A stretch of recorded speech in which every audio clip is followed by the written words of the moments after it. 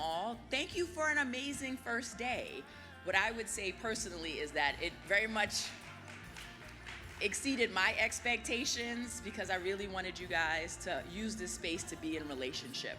And as Stephanie said, the thing that's most important for us at the end of the day is that you understand what the money is, you have the relationships, and you have the space to start holding folks accountable around that money. So win for yesterday. Today, the one thing that we want to be able to do is make sure that there is a level of comfort as you move through the space and you think about transitioning. So yesterday we heard a lot. You got a lot of information. What's important to hold is that, and one of the things that Jamana said, and the thing that I hold, for so many years we have been in the space of demanding and fighting for our liberation. And now we're at a point where there's an opportunity to seize that, but we've never flexed that muscle. So hold and sit in that. It's okay if we are not ready to take the money. It is okay if we are still trying to navigate what the money is. But what is not okay is this is our moment. This is our moment to hold folks accountable for what that money means to our communities and what it does not mean for our communities. So even if you are not ready, because it will be a burden to take those resources on, we don't want to sugarcoat that. And if you're not ready for that, but the thing is, we all, because of all the work that we've been doing around organizing and our own liberation, the next sort of leg of this journey is around accountability for these resources. So I want us to sit in that, all right? Today we're going to have an opportunity to talk about what are the technical assistance resources that are available? Who are the folks that are, when we talk about accountability, we need to be able to connect with? And also, whether that be at the local level, the regional level, or at the federal level. And even within philanthropy, we're gonna create breakout rooms where we're in conversation with all of those stakeholders so that you guys can have a better sense of navigating what is available to us. And again, somebody kept on saying transparency, create the space for transparency, but also accountability. So with that, I want to dive into today. The first thing that we want to do, because what we talked about yesterday is the reality is that we are on very much unceded land. And the legacy by which we operate on that land has been extractive, has been painful, but we want to acknowledge those that came before us. So one of the things we want to be able to do once again is do a land acknowledgement and pay homage to our elders and our ancestors.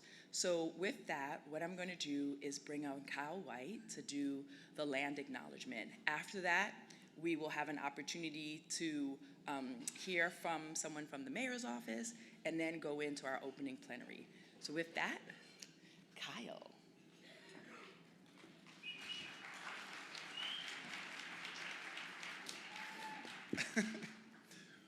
Bojo, Bebam, Kambiganan Dejnikas, Bodwadmiandao, Shishi Banyak, Davinda Gues, Lansing, Michigan, Doshbiat. Hi, everybody. I'm Kyle.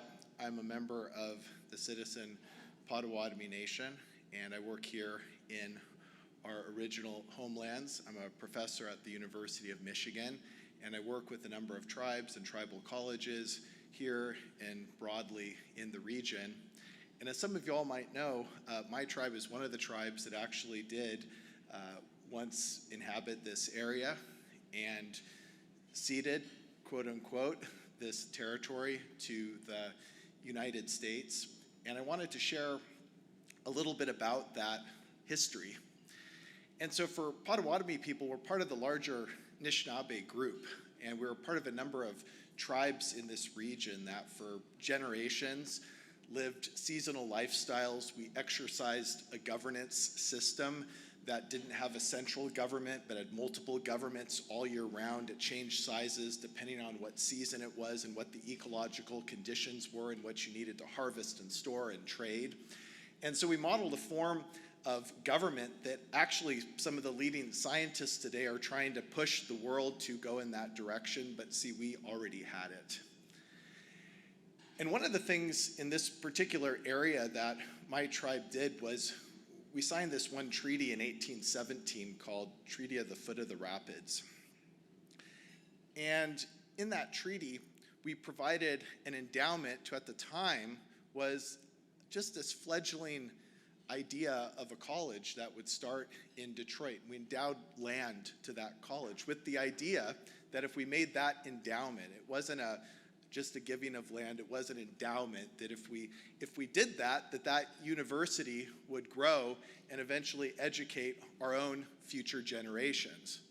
Of course, that university eventually became the University of Michigan, and they didn't do what they promised to educate our future generations, even though that was in the language of the treaty. But the point is that our ancestors understood that this is a treaty area, and that's not just a legal relationship. When you're in a treaty area, that means that you have a responsibility, and other people around you have responsibilities to take care of that land, to take care of each other, and to abide by that intent of the treaty. And a lot of non-native folks, especially white folks, they just look at the written language of the treaty, but they forget that every treaty had weeks and months of deliberation, of discussion, of dialogue, including ceremony. And for us, that's the treaty. And when we have records and stories of those deliberations and dialogue, we were talking about responsibility. We were talking about ethics. And for us, that endowment turned out to be something that didn't translate in the future to a benefit from us. It turned into a land loss. And I just wanted to uplift that one of the things I'm most proud about as someone who's from one of the tribes that seeded this area is that Detroit remains a city of people of color. And all of our communities, African American, Asian American, Latinx communities that are part of the fabric of Detroit, we all lost property. We all lost land. It wasn't just our labor that was exploited, all of us lost land. And this conversation about Justice 40 and for the land acknowledgement is what I want to say, that a tagline for our conversations at this conference is, it's time to get that back. That property, those resources, those flows, it's time to get that back because we gave up so much and it's time to get it back. So I appreciate the chance to be in responsibility with you all here and the honor to be able to do a land acknowledgement to kick off this important event for all of our communities today. Miigwech. For the next panel, the thing that we wanted to do today is really ground ourselves on, what does it mean when we vision and we ideate to create thriving communities? We're gonna have some amazing speakers coming up. We have Benny Starr. Come on down. I feel like this is Price is Right. Come on up. We're gonna speak with Benny Starr as well as Whyte. They have been working on really moving from the visioning around thriving communities to actually making that a reality. We're gonna give them an opportunity to talk about their work and how they are sitting in this moment around thriving communities.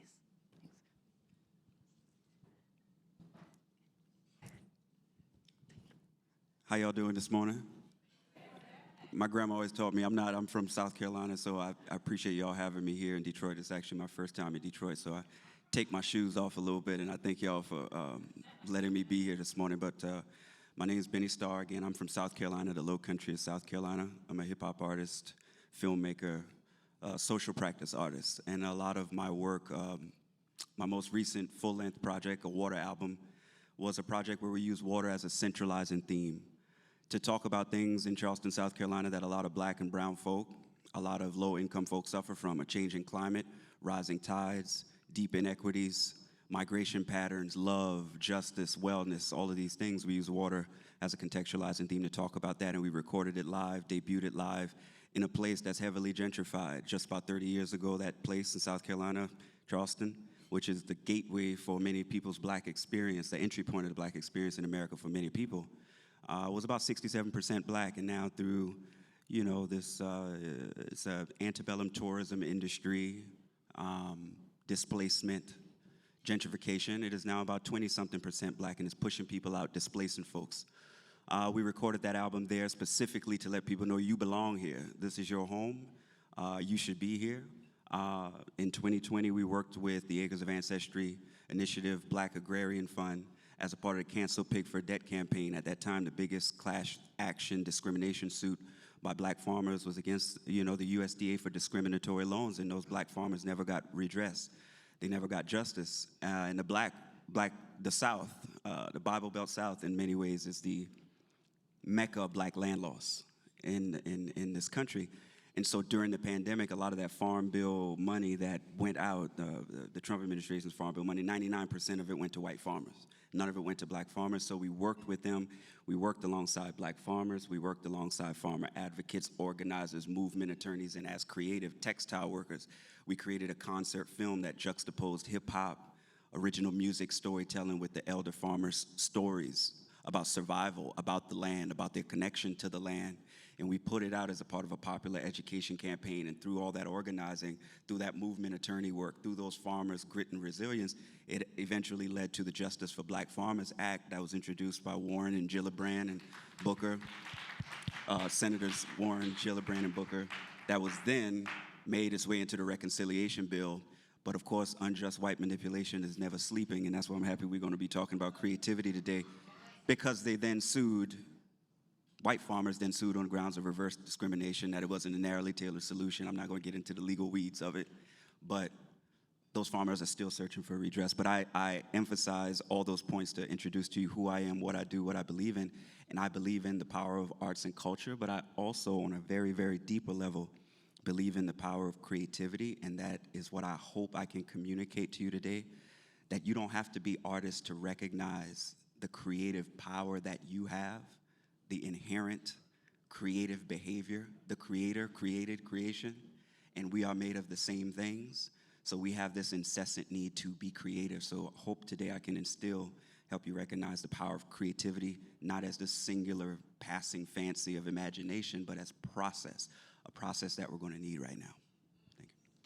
Thank you. Thank you. You guys have it. Thank you so much. Thank you so much for that. And the two big takeaways for me is that what is going to be key to thriving communities is our culture, being able to elevate our culture and to be able to extend that and ground all that we do. But the other piece is around the creativity. A little bit of that's going to be like, how creative can we get around our own liberation? So you see that there's going to be a dance that's going to be necessary for us to leverage these resources, but also to influence it. So as today goes on, I'd love for us to stand into our power and think about how we can creatively move toward getting to thriving communities for ourselves. I'd love to turn it over to Dr. Whyte. I'm going to keep calling you Dr. Whyte because you worked hard for that. Well,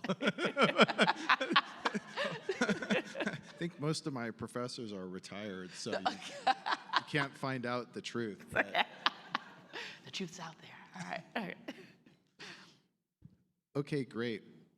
Well, on that note, I won't speak from the space of doctor, but where I started as a Potawatomi person, one of the things I'm most excited about, and I love what you just shared about culture, and I'd like to elaborate on that, is that I know some of what happened yesterday and what's going to happen today involves that interface between communities, community-based organizations, community leaders, and the federal government, state government, city government. And that's a critical dimension. But I think there's a lot that we can do here to add value and to connect with each other as people from communities, from non-white communities, from communities that understand what it's like to resist and to struggle and to take leadership and to be creative and to recreate that network, that multicultural, multilinguistic, multi-ethnic network that can also create a powerful resource for us to interface with these other entities, the federal government, the state government, the city government. And to talk again about history, I mean, back in the day, that's how it was for us. I look a lot of times at these old maps that show the French and the British trying to figure out what was happening here in the 16 and 1700s with indigenous people.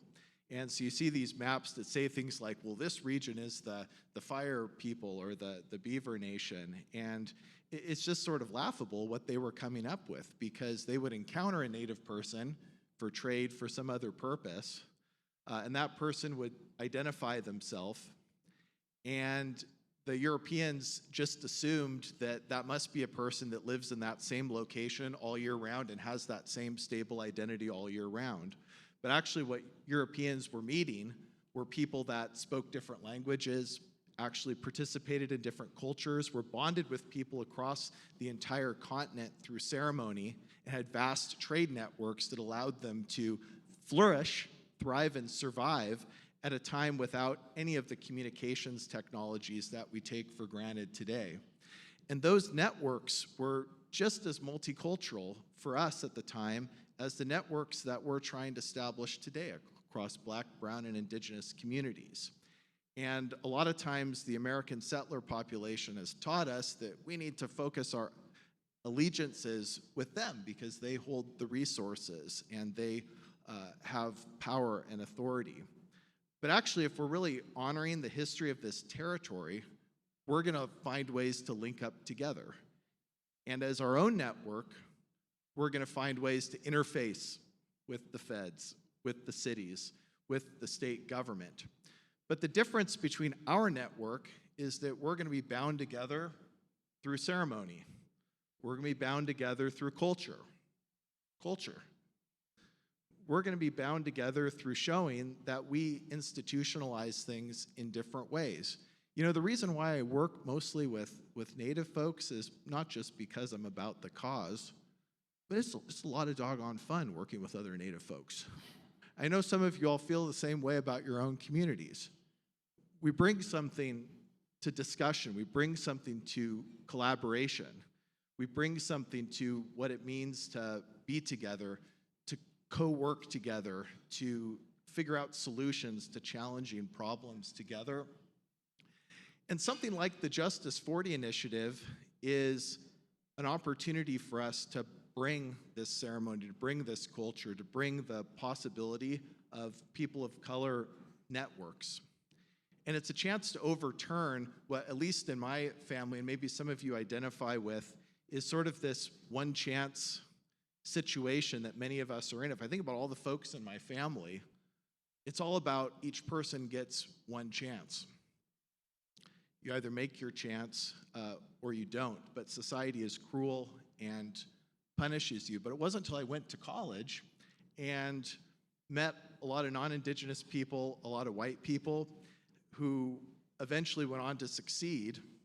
And I saw that, shoot, they had like multiple chances. The social safety net for white folks is incredible. And then even in some of their own self-help books, they would say things like, well, you have to fail to succeed. Well, shoot, like in my family, it was more like you either fail or you succeed. Yeah. But you have to, one doesn't come before the other. And the Justice 40 initiative, when we apply our agency to it, is a chance to overturn that one chance way of thinking, that one chance situation. It's a way to completely uproot that, to completely overturn that, and to really create the possibility of transformation. Because at the end of the day, the Justice 40 initiative is about redistributing wealth. Like I said in the land acknowledgement, it's time to get it back. They've invested our property, our land, they've invested financial resources, and they've put it through all of their different interest-bearing mechanisms. They've created thousands upon thousands of businesses. I mean, have some of you all ever bought property? Just by virtue of the state owning a piece of property, there's 100 different businesses that make a living off of that. So if you've ever gotten a mortgage, if you've ever bought a property for your organization, you see just how many hands are involved in that. And so for me, I think there's several things I wanted to convey as at least something that I aspire to during our deliberations and collaborations together. You know, first, and you said it really amazingly, that we do make this about culture and ceremony. And we bring that to our colleagues in the federal government, to our colleagues in state and city government. to the funders, to the philanthropists who are here. But more specifically, I think it's important that we seek to change the nature of the conversations. You know, so oftentimes when I'm in a seminar or workshop and somebody from the government or philanthropy is teaching me how to get a grant, I'm thinking, okay, well, what's the strategy for how I can capitalize on this opportunity? So already there, I'm off to a bad start. How do I capitalize on this? What's the strategy? But when I'm in that mode of thinking about strategy, I'm often feeling pretty bad because I realize I'm up against tremendous odds. And the relationship is adversarial. They have their standards for what it takes to get funding. I have my own situation which is incompatible with that. And I had to figure out how to make it work or fail. But see, in my family, and I find that even though everything I feel my family invented, it seems like other families invented the exact same term or word. In my family, there's two ways of talking about strategy. There's strategy, and then there's strategery.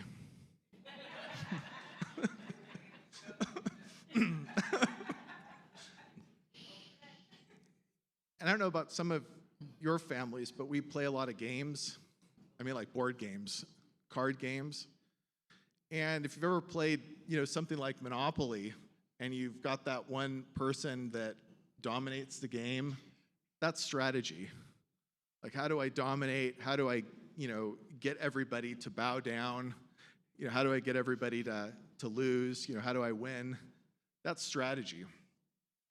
But strategery is a little bit different because strategery is not adversarial. And there's other games we play that are games that even if there's a little bit of competitiveness in the game, the whole point is that everybody has fun, everybody benefits in the appropriate way, each person has different goals. And as you all know from your own family activities, sometimes you all be playing a game, you've got all sorts of different people just learning the game for the first time, so their goal is just to figure it out. The experts that want a high-level experience, the quantitative people. I remember one time you get a potential in-law, it's their first time visiting the family, so they're just trying to stay afloat, right? But all of a sudden, when it appears in the middle of that game that all is lost and nobody's going to achieve any of their goals, you see one person in your family thinking, and somebody says it, they're doing some strategery right now. And whatever their solution is amazing because it's something that opens up the game, everybody benefits, everybody achieves their goals to that strategy that person unleashed that they thought not with the rules of the game, but underneath the rules of the game. And it can be so powerful that even that in-law, potential in-law, had a good joke and laughter and bond and achieved their own goal too. And that strategery is what we want to infuse in our discussions today. It's not about here are the criteria and how are you going to fit in with those criteria, but it's again, how are we going to find a way to work underneath the criteria to think through what each of our goals are, short-term and long-term, and to actually realize that all of us are approaching the games, the discussions, the deliberations with a whole different idea of what is in it for future generations. And if each one of us can leave the discussion with one key step that we can take based on the goals that we have for our organizations, for our communities, can just do that and what that means for future generations. And if we can get our colleagues in philanthropy, the federal government, the state and the cities to bend and to engage in that strategery along with us, I think they might enjoy it.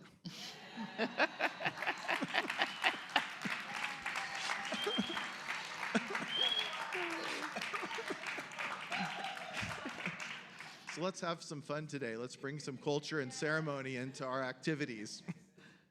Thank you so much for that, Kyle and Benny. I was trying to be like, how do I sum all this up? You did a great job, so I don't have to do a lot of summation. The day is really going to be around that strategery and thinking about what I'm holding is how we change the framework for the game. It's not even the rules of the game, it's the framework. So a lot of times we will be going into conversations, whether it is here today, because we'll have the office hours with a lot of the folks that are holding positional power around these dollars. And I want you to be able to go into those spaces and think about how are we gonna reframe this in service for, I'll hold a little bit of fun, but what I'm also holding is that we reset the conversation, so it's more around like how are we in relationship together to achieve the goal around sustainable communities. The one thing that all of us have as our North Star is around thriving communities. The challenge is how we get there and what is at expense. And I think we have the opportunity to reframe that to say, how are we actually in relationship and I need X? One of the things that we talked about yesterday was that communities have the solutions. The challenge is they're never given space to be able to vision that and make it, to manifest it. Let's figure out like how we use relationships to manifest the things that we've been fighting for so long. So with that, I'm going to transition to what thriving communities could be when we bring together culture, we bring together small p political power, which is a collective power that we have, and we're then given the space to actually allow that to happen. We're gonna transition now to hearing from our friends, BIG, Blacks in Green, and hear about the work that they're doing in Chicago. And it is very emblematic of how we take the kernel of an idea of how a community comes together in order to build and to move forward to be able to create the neighborhoods they want and the community that they want. So with that, I want to thank our panelists, and I want to bring up our next folks. Let's go that way. Are you guys? Okay. You're good. They're talking to the, I'm going to put this here. Yeah. Come on up. So, okay, go this way. All right. Okay. Hi. And Kyle, you and I can. Oh, you want him? Oh, okay. I'm sorry. Okay, I'm sorry. I was like, you see how this improv day today? Folks are just like, nope, stay, sit. Okay. So I am going to. So we wanted to do a leadership spotlight around the work that Naomi Davis and her allies, Kimberly Foreman at the Environmental Health Watch, SeMia, I know, because you told me yesterday. SeMia Bray from Black Environmental Leaders Association. And apparently now, Whyte will be talking about the work that they're doing, but also like the component parts that really are coming together so that there's an opportunity, one, to capitalize on all the work that they've been doing, but connect it to what's happening with the federal dollars that are flowing. So with that, okay. Up there? Whatever you want. And I've also left mics there. Okay. Okay. All right.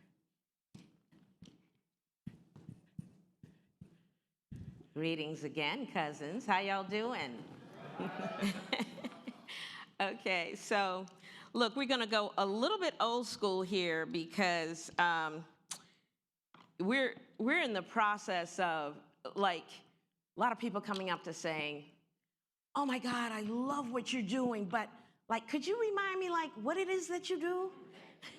And so there's a great deal of complexity around putting a village together, building a village. It's really a simple idea, but I've brought you all a cheat sheet this morning, okay? Just no frills, just the facts, so that you can follow, like, what is this thing? I can't do it like Stephanie does it, boss lady, but I'm gonna lay it out there a little bit for you with some context, too.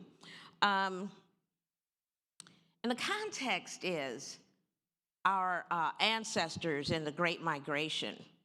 The idea that I was a child of the 60s, and grew up in a walkable village, and it was a Black mixed income place where you could walk to work, walk to shop, walk to learn, walk to play, and where many of the neighbors owned their own property.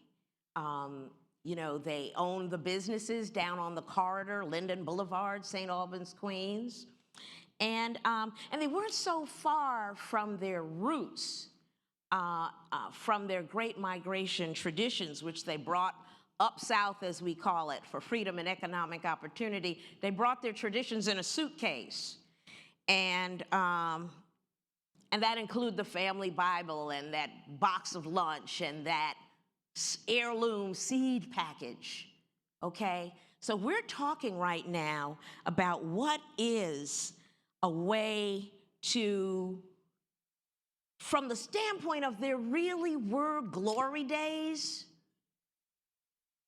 how do we reinvent those here in the age of climate crisis? Because they've been paid for in blood, and in mean measure by the murder of Emmett. The murder of Emmett, the day before I was born, and 13 miles as the crow flies from my mother's ancestral home in Mitter City, Mississippi. It's personal. It's personal for all of us. We each have a journey story. So in the breakout, we're gonna talk about, you know, how you're gonna spend your Biden billion.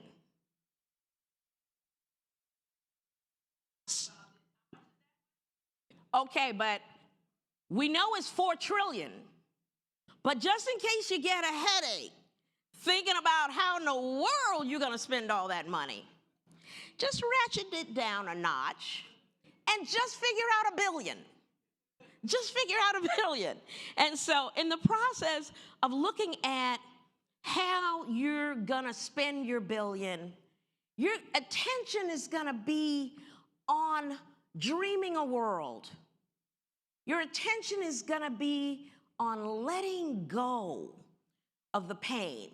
We've got the pain, we know it, but what if instead of focusing on that joint that always gives you that problem, what if you were just picturing yourself as a bird flying high in the sky, right? And so what we want to do is bring the best of the past and brace for the future. That means like we're getting ready for the climate crisis because we're thrivers. That's who we are, that's what we do, it's where we come from, it's what we know, and damn it, we're on our way to triumph, okay? And so the system, which is a whole system problem common to Black communities everywhere, we don't have to dwell in it, we know what it is, we have to solve for it. And it's a whole system problem. And with no additional input, it will keep on going, keep on trucking. Now we've got to, what do they call it? Disrupt it. We're going to disrupt it with the sustainable square mile. Because what we know happens when you're not following the money. And I think you know, from 50 years of the civil rights movement, we had the moral high ground, we had the ear of the world, we were super organized, we had the cash flows, we had everything that we needed for triumph, and we did for a minute. Because we didn't manage and measure the increase in household income, which is the first economy. The household is the first economy. When it's cooking along and baking and it's feeling really good, the world is a beautiful place. And when it's not, it's terrifying. So 50 years of the civil rights movement left us understanding that today, with the trillions, because those were trillions too. Trillions. over decades. We're here to follow the money, push the money, and specifically with the Sustainable Square Mile, increase household income via the new green economy. And when we do our breakout, we'll go into more detail about it. But it's a key metric in our theory of change. Because if we had watched the balance sheet in our households to determine whether stuff was working, we would have been, no corporation takes 50 years to go in the opposite direction that it says it's going in. And yet that's what we did, America. All right? So we getting ready to, turn the ship around. And the other thing that we're gonna do through our tic-tac, while we're driving you to your billion, is introduce the Sustainable Square Mile, offer it with coaching and mentoring, which is free, and you can dream your world. We're also gonna be unpacking one of the greatest civil rights violations of our time, which is energy unaffordability. And we have a portfolio of energy services, including a bill that you can have and start where you can start in your communities to get the prices, the rates, the profits down in the energy sector. If you handle that in your household, you become freer, and you know this. So Blacks in Green is here to direct your attention to what you're gonna do with your billions. And it's also here to tell you, like Cousin Kyle said, we could have a good time. Look to your left and look to your right. These are your people. And we, as African Americans, can walk to work, walk to shop, walk to learn, walk to play. We can own our own businesses in our walkable village, and we can live the conservation lifestyle. And what's that? Households or homesteads producing their own energy, growing their own food, cleaning their own water, recycling their own waste. And in that way, building an oasis of resilience right there where we live.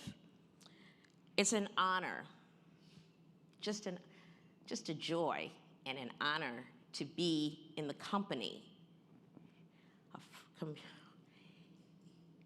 it's overwhelming. The sense of responsibility and the sense of opportunity here in this moment, but I wouldn't want to be here with anybody else other than who's here right now.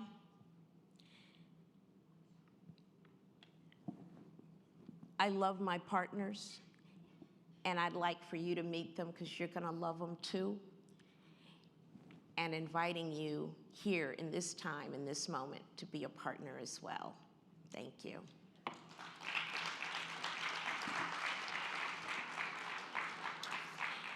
And there's another cheat sheet. It says the creators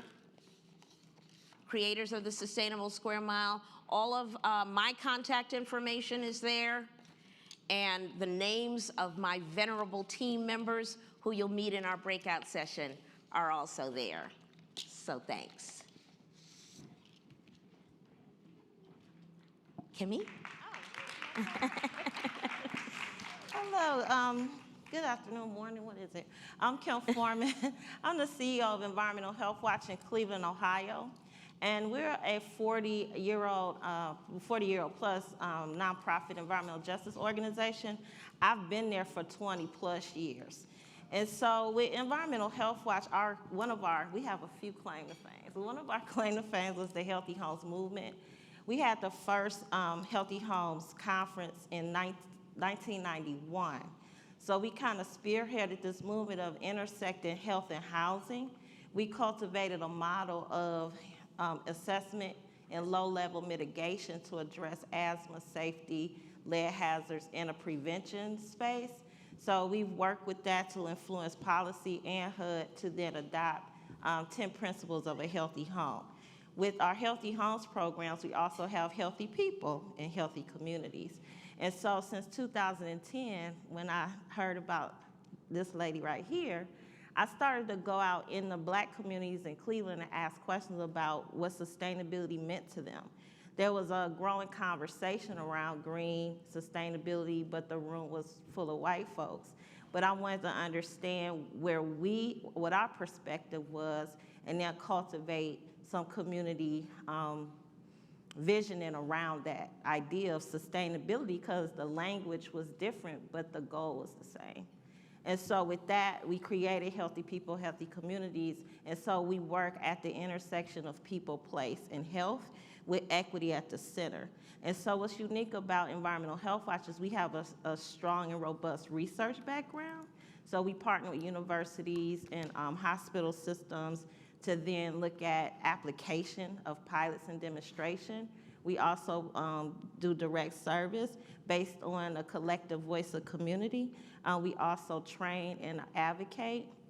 So we sit in kind of two seats. We sit and build relationship with community and partner with community resident leaders. We also influence decision makers or sit at tables to then bring thought leadership to initiatives, and also look at legislation and policies. So the most recent policy change we made in the prevention space was the Lead Safe Cleveland Coalition, and policy that all landlords have to get a lead safe maintenance before they rent the properties. And so EHW now runs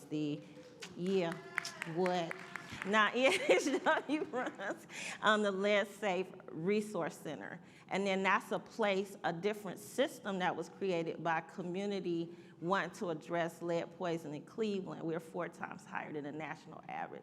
So EHW has an opportunity to demonstrate capacity. Because remember, yesterday I told y'all I ain't had no staff. So when I applied for this, I didn't have any staff.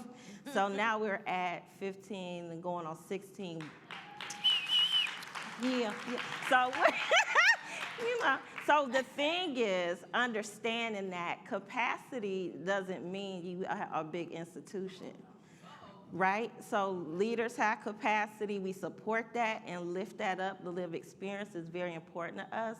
And then having that opportunity to then scale some of the things we've done, especially through the TIC-TAC, and just lifting voice up and also giving folks opportunities to shine in the way they want to.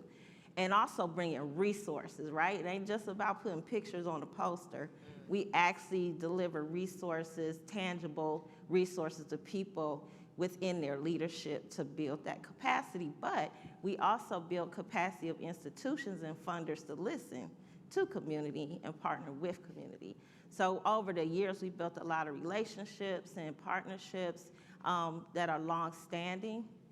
So under Healthy People, we have done civic engagement and tried to practice this.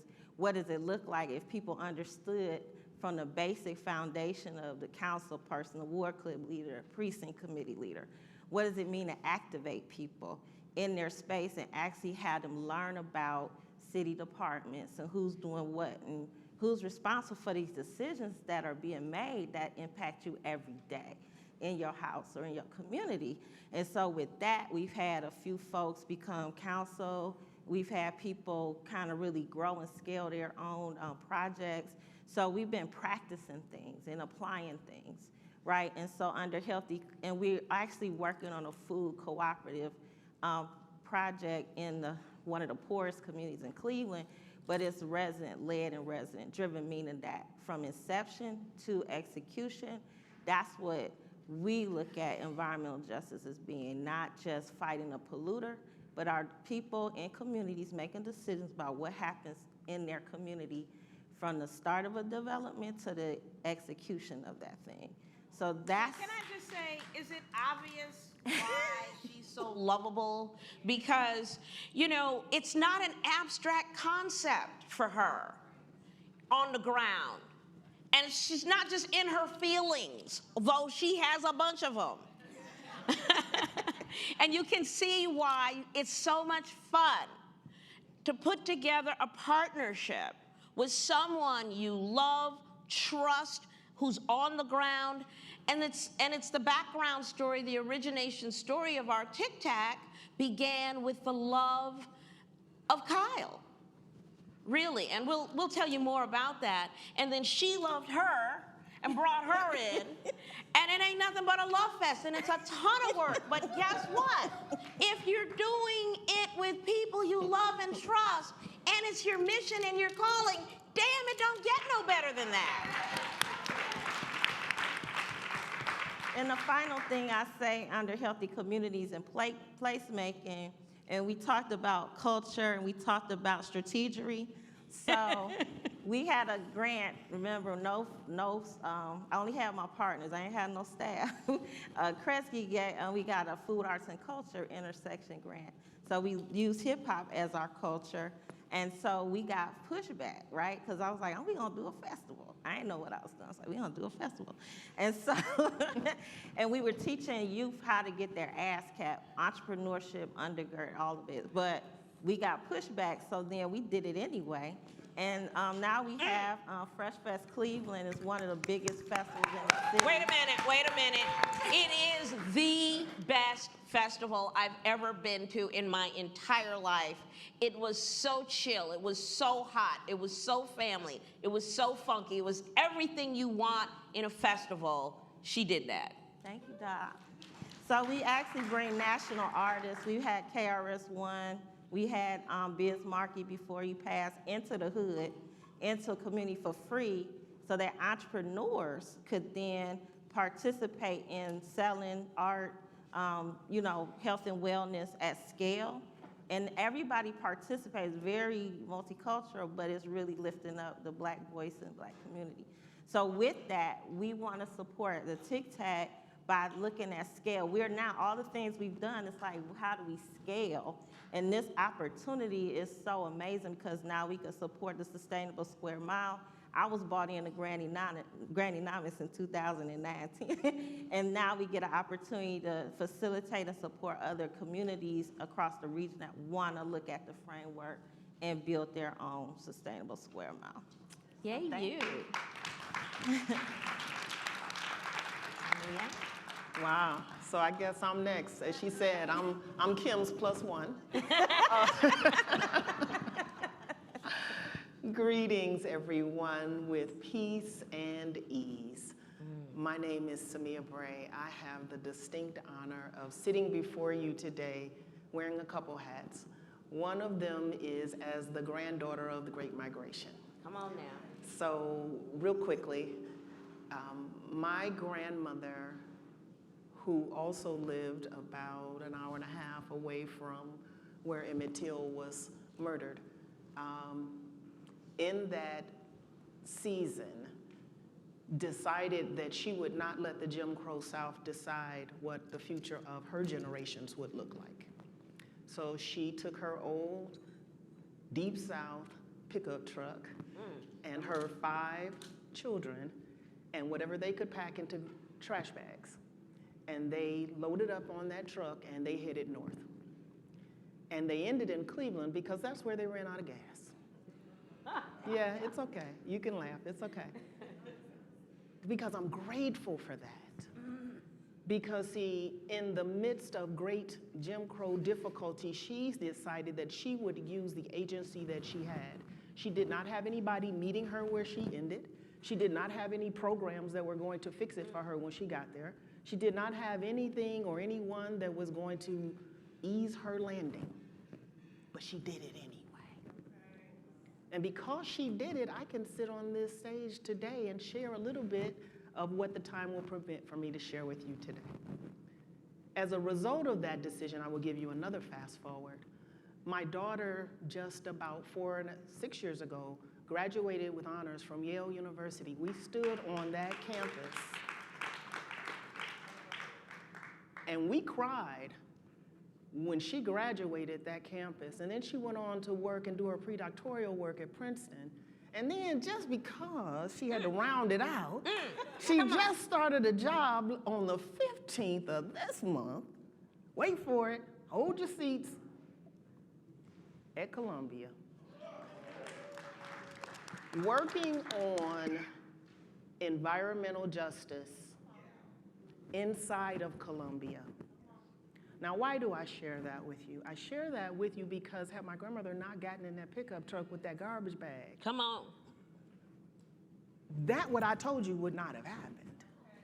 Because see, we still have relatives who still live in some portions of the Deep South who still look like the 50s. And so the work that we're doing today, we are they. We are doing that work for not only us and the work that we are living with right now, but we're also doing this work for those, for those. So I want to give you two thoughts. One is the decisions that we make today will determine the condition of life tomorrow. Just like the decisions that someone else made yesterday can determine the condition of all of our lives, our collective lives right now. Our role as the outreach team member of this TICTAC, as the Black Environmental Leaders Association, I have the distinct honor of serving as co-director with David Wilson. And we both serve in legacy of Jacqueline Gillen. And this organization was started just 6 years ago. So we're new, but we're not new because we've been living this experience for a very long time.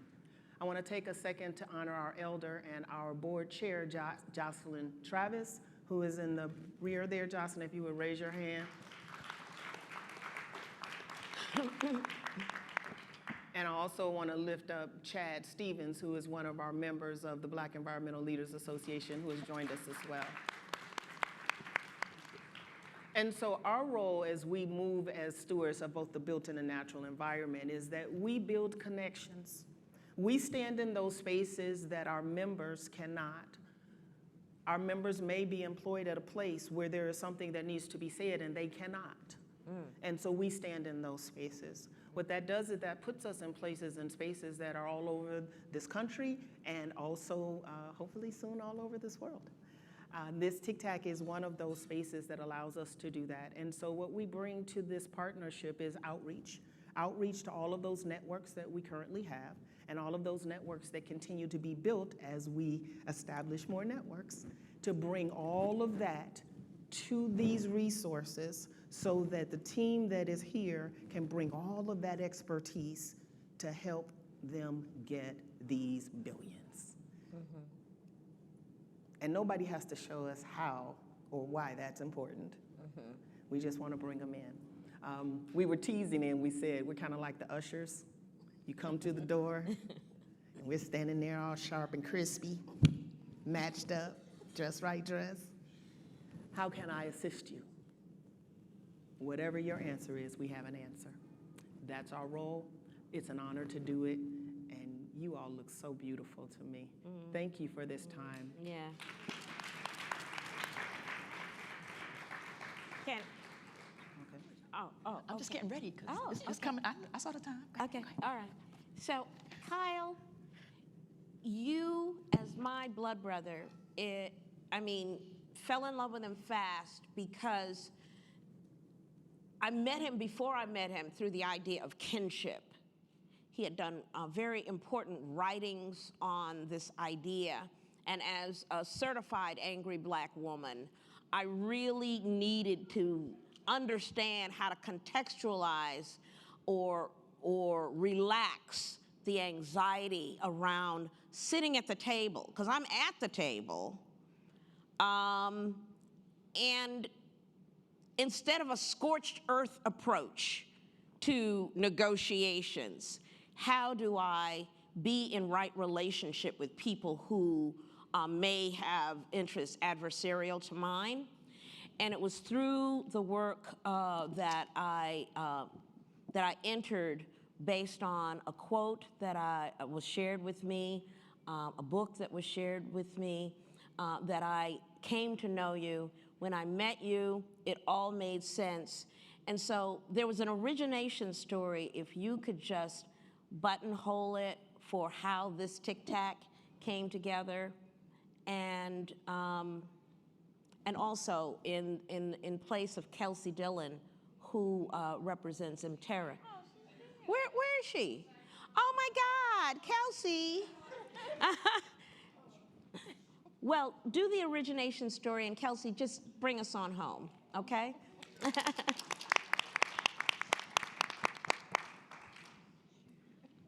Thank you.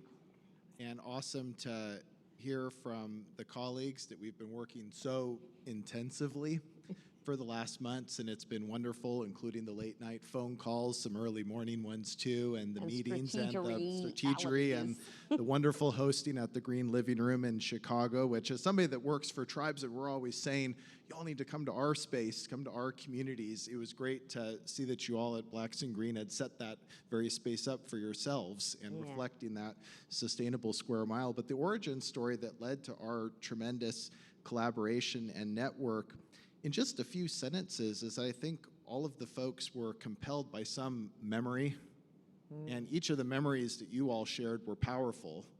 And for a lot of our communities, that's what we need, that memory. For a lot of the tribes that I work with, and 2 decades ago when I started out as a community organizer working with tribes on their climate change work and planning and policy, we always got going and were able to foster the networks once somebody came up with that memory. Sometimes it was, wait, I heard a scientist say that if we did prescribed burns, we could be better adaptive to climate change. Wait a minute, we used to do that. Like walkability. The memory of walkability. Or folk, wait, I remember when we used to eat way more wild rice than we do now. Well, let's reconstruct that. Those memories are powerful because they speak to kinship, they speak to network, to culture, to ties and bonds that are authentic to who we are and that can motivate us. And when I'm compelled by other people's memories, that's when the memory work really gets going. And so I thought our collaboration and network was an amazing example of memory work. But where the kinship kicks in is when I think we take really seriously certain very hard-hitting types of ethics. I mean like the really hard-hitting ones, and to hold them completely sanctified. And those hard-hitting ones are consent. Like, what does it mean to have an absolute respect for consent? Like, you're not going to waver on consent. A lot of folks we work with, that's not their attitude.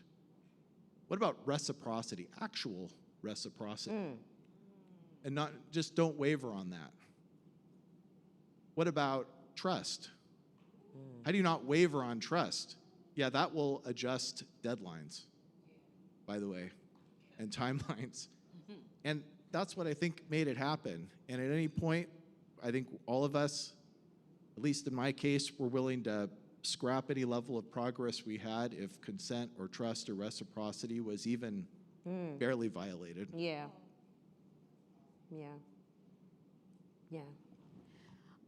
I'm going to give this to Kelsey. Well, just in the meet in the middle for a quick second is to say that we had a very democratic process for putting our TIC-TAC together. It was an open call. You could opt in. You could say what you wanted to do. It was very organic. And people emerged into themselves as team in a few weeks, because that's all the time we had. And we've been working shoulder to shoulder and heart to heart since then. Kelsey, welcome. Sorry I'm a little late, but really happy to be here, and for especially the fact that I haven't gotten to meet you guys in person until right now, so it feels a little awkward to meet you on stage. But Kelsey, Dillon, I'm here on behalf of the Midwest Tribal Energy Resources Association. We have been very grateful to be welcomed into this coalition. We are an organization that formed back in 2016 to represent tribes throughout Minnesota, Wisconsin, and Michigan. So there are 35 federally recognized tribes in that 3-state area, the whole EPA Region 5. We now are very excited to share that we have 23 member tribes who are involved in MTERRA. It's a big deal. We were frankly in a situation where we had not enough funding to know if we could keep it going. When the TIC-TAC award announcements were made, we immediately went from 16 members to now 23 in less than 6 months, and we have a lot of folks still interested in joining. And I'll just add that, you know, right now for all of our member tribes and those who are considering becoming members, they just feel like they can't miss this opportunity. And there's this fear that if they don't take advantage of this moment in time, it'll just pass them by. So energy projects, sustainable projects represent huge economic development opportunities for most of our members and an opportunity to actually clean up the environment, which is a huge priority for everyone that we work with. So we're excited to be working with this team. I think the way Naomi just said it, that the team came together organically, felt very real for us in our experience. It's been just a wonderful, couple of busy months here, getting to know everybody and being in the trenches with everyone when you can tell that we're all pulling towards the same goal and we all recognize how important that goal is. So thank you for being here. Mm-hmm.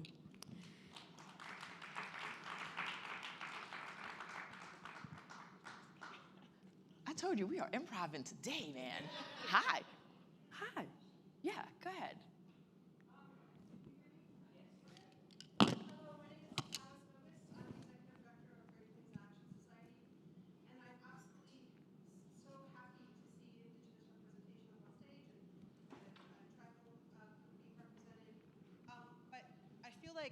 I would be remiss if I didn't say at this moment that tribes have a lot of resources or access to resources, and the federal government reaches out to tribes, obviously, to speak to them about these opportunities, one-on-one, or they have more access to these things.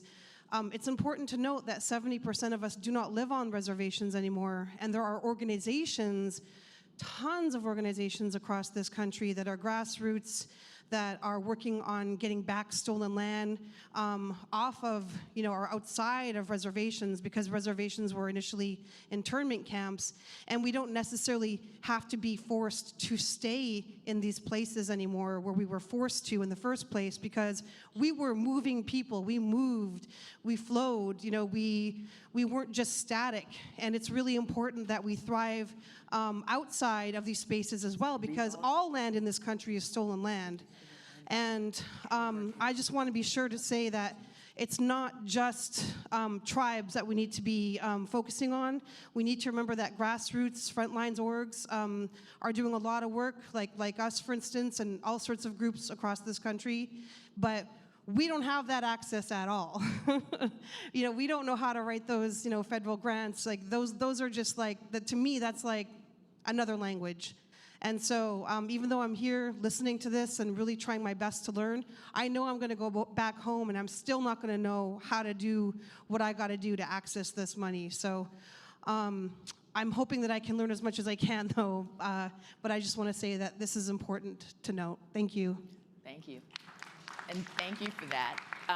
One of the things we want to acknowledge, and what Stephanie brought up yesterday, is that members of indigenous communities can be supported by and benefit from these investments through their governments and organizations, or through direct pay initiatives designed directly for communities. We are in the process of trying to identify indigenous conveners to be able to hold this space. We are attempting to be intentional about that, but no, we're going to have to create a space justified for that, okay? I want to thank our speakers so much. First, I am humbled, and I want to extend gratitude for you sharing your stories. And I just want to sit in that for myself, because you shared what is possible, and with inspiration and guidance, and a roadmap for how to make the possibility, the visioning, actually take hold. The thing that I stand by again, and what I talked about was what success looks like for us, is that we are in active relationship, and it's a testament to what you talk about, is the kinship, the connection has been the foundation for you to be able to do the work and step into this moment. So you've been building movement through relationships, but now is the moment to act upon that. The other thing, and sort of with the improv, I sort of left out, the thing that I hold from SeMia is you talked about missed opportunities. Black and brown and indigenous communities have been building. We've created our own pockets of thriving communities, and it's been dismantled time and time again. I listened to Benny when Benny was talking about, yeah, we were gonna finally get some reparations to farmers, and then they came for it. They will always come for it, and what I hold is the relationships that you guys have built and the strategery in this moment, and sometimes it does have to be strategy, that this group has collectively created, and many across the country, is trying to be at different modes of power. So whether it is Kyle, who is on the White House Environmental Justice, the WEJAC, on the committee, and being able to sit in that body to influence that body so that what we're doing is potentially embedding systems that don't allow for the clawback or the destruction of the resources, to being able to foster and facilitate stuff at the local level so that there is, again, that accountability. Like we're looking at the complexity of what the situation is and then figuring out how to be able to navigate that in this moment. And for me, that's transformational. Like we have a real opportunity. We keep saying, this is our moment to lose, but I feel like we've done so much work on making sure that we can actually live into this proposition right now. So one, thank you, but I also wanted to acknowledge to everyone, like the nodes of work that are going on to make sure, again, that we are holding to complexities. So with that, I want to give you guys an opportunity to network a little bit, but at 10:30, we're going to move into the breakout sessions. The thought around the breakout sessions is that, one, you can get a little deeper dive on like how do we move from vision to actually creation, and then have a deeper conversations with the sustainable square mile folks. We're also going to talk about, in another breakout room, the role of culture and how do we integrate culture into the work that we're doing, especially as we think about local planning and infrastructure implementation. There is also equitable workforce development breakout group. And the last one is, because folks been asking, how do we navigate all these federal funds? We're gonna have folks from Thriving Communities sitting in that room to help us identify where there may be opportunities for touch points for us. But the other thing is, when you're in that room, also around influence, think about, again, you may not wanna hold the money, but there may be an opportunity for you to play an active role in influencing the dollars. In this room will, Naomi will stay here, and then the culture will be in the room where we had the mixer last night, and then the workforce development and the government, navigating the government grant will be in the two smaller rooms that lead into the mixer. So enjoy. See you in a little bit. See you back here at noon. Okay, thanks. Oh, at 11:30? Okay, all right. That's not what that says. Okay.